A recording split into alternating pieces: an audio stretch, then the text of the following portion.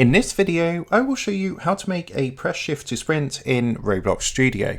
So let's jump straight into it. So here we are, as you can see, I've got the base plate opened, and the first thing you're going to want to do is come across to your Explorer window and open up the Starter Player folder. So next what you want to do is click onto, basically if I expand this menu out, and underneath the Starter Player we're going to see Starter Character Script. What you want to do is press the plus button next to this and then add a local script. So now what you want to do is make sure you're clicked onto the local script. That's going to look like this, and what you want to do is just basically get rid of the first line, so you can just highlight that and press delete on your keyboard. And then what you want to do is go ahead and type this script in. So at this point you can pause the video to type this in as it is typed in here. Now by default the character walk speed is at 16, however you can change this to whatever you want. So you can see when we hold down the shift key it's going to speed up to double to 32.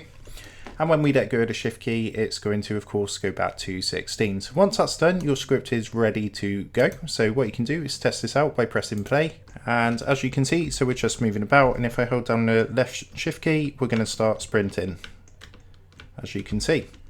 So that's all there is to it, and that is how to make press shift to sprint in Roblox Studio. I hope this tutorial did help you out today, and if it did, I would really appreciate it if you was to consider dropping down below the video, leaving a like, and also subscribing to the channel. With that being said, I just want to take a minute to thank you guys for watching this quick tutorial, and I will see you in the next video.